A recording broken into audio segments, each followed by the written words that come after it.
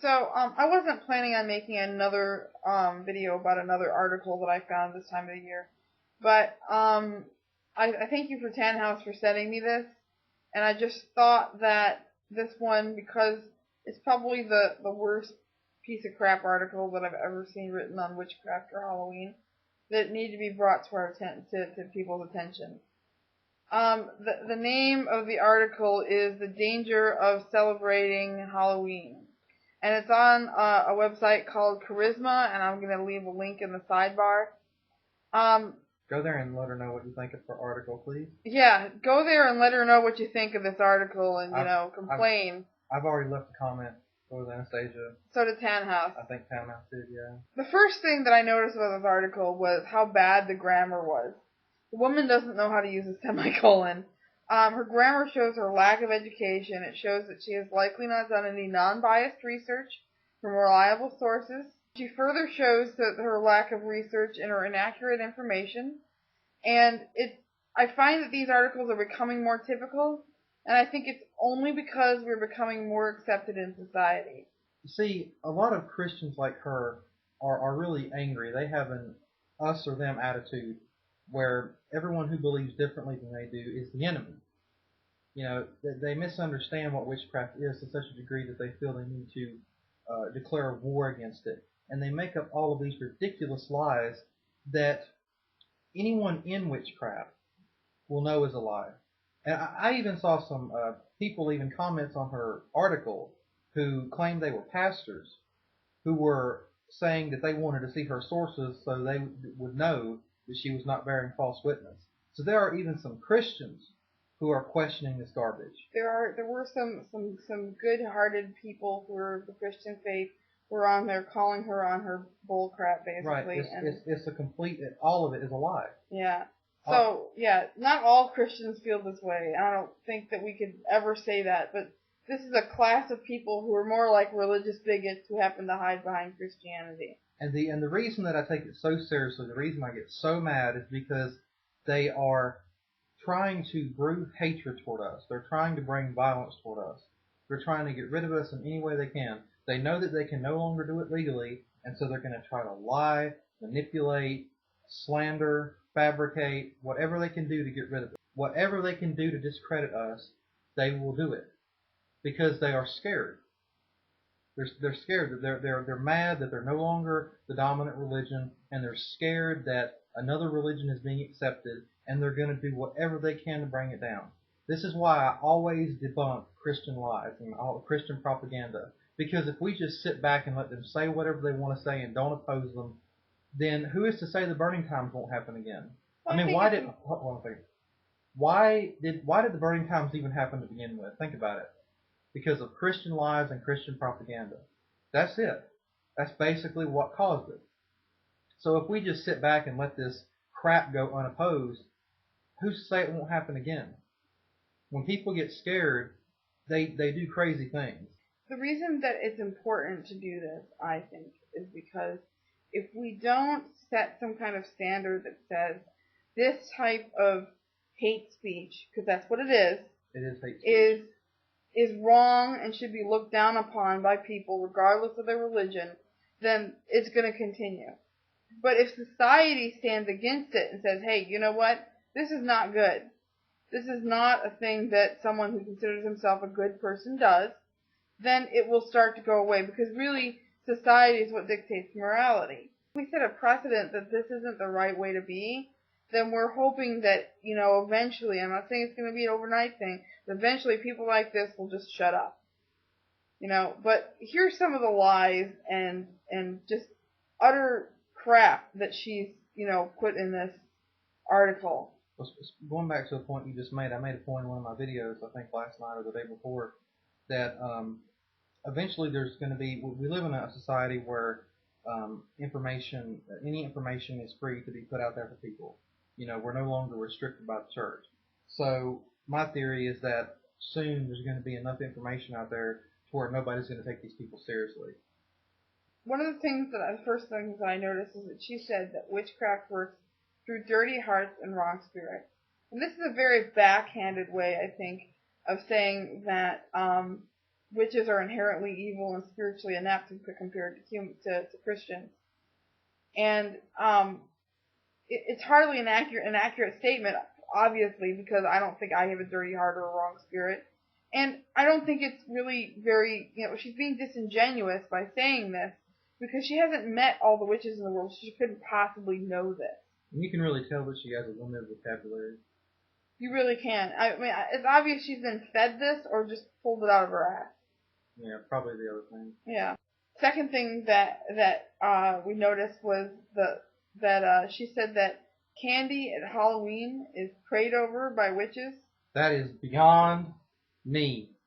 I've never done that. Have you? I want to know where the candy praying party is because I've never been to one. That is beyond me. I don't think I've never heard of that happening. Witches praying over candy to like send demons or something. I think that's ridiculous. This is just one of the many examples where we need to demand a source for her knowledge on this issue.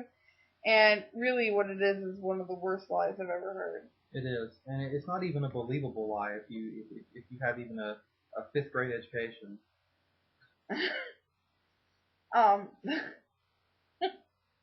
I'm sorry, this is so funny. It's maddening, but at the same time, the level of idiocy and stupidity is so prevalent that you cannot help but laugh. So you'll probably laugh and be angered at the same time with this article. Would you say that? Yeah. That you'll laugh and be angered. I think one thing that will kind of calm your anger a little bit is that I really don't think most people will take this woman seriously, because there are people out there who can make believable lies and even give some phony evidence that seems like it's valid. People can tell believable lies out there, but this woman is ridiculous. She's no good at lying. She needs to stop. She's a terrible liar, and it's so obvious to see that she's lying. There may be a few idiots who believe her, but by and large, I don't think most people are taking it seriously. But she still needs to be discredited. She still needs to be opposed. So she has this idea that there's things around this time of year that are quote-unquote dedicated to demons. And one of the things she mentions is the colors of Halloween, which she cites as orange, brown, and dark red, but really it's more of an orange and black thing. She claims those are colors dedicated to demons. As far as I knew, we use those colors because they're the colors of fall, right? Mm-hmm. I mean, shouldn't she blame God for changing the leaves those colors? And so I think it's really funny that she would claim that these are quote-unquote dedicated colors to demons. I think it makes no sense. It's quite obvious she's just trying to demonize witches in every single way she can find, and it's ridiculous. Right. No, nothing in her article indicates that she is intelligent in any manner. She also talks about the gods of the elements, when she clearly fails to realize that the elements are not gods, they are elements. And she talks about how we want to bring forth the demonic harvest. What? What is a demonic harvest? What is that? I've never heard the term before. Perhaps because it doesn't exist and she pulled it out of her ass. She also claimed that a bonfire is a pagan or an occultic ritual. No. Oh, God. No, it's not. It can be the first step of one, but if you're going to look at it that way, you should also not write ever again, because that can also be the first step to doing something pagan or occultic. And that's actually a good thing for you. Don't write anymore. She said that when she was in high school, they gathered by bonfires after homecoming, and unbeknownst to them, they were doing pagan rituals because they were gathering by bonfires. What if it was cold? I think I'd be more inclined to think that they gathered around it because it was cold. Yeah, I mean, homecoming is around October, and it was probably cold. And so they gathered by bonfires because they were cold. She said witches laugh at normal men. What? I mean, we are normal, aren't we? I mean, we have everybody has different religions, but do we all have to conform to her level of expectations to become normal? Do we all have to conform to her level or her expectations of normality to be normal? Is she that egotistical? Well, and most of us are what society would consider to be normal. We have normal jobs. normal houses. We have pets, and we work, 9 to 5, and, do commutes and make car payments and like everybody else. And this is the best part right here, okay? She claims that witches during Halloween do the following. She claims that we have sex with demons.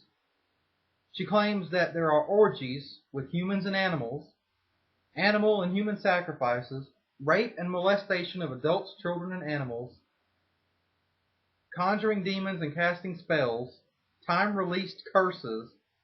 Now, there are casting spells during Samhain or Halloween, but that's like the only thing she got right. Well, the thing is that she calls them secret, wicked, and cruel activities.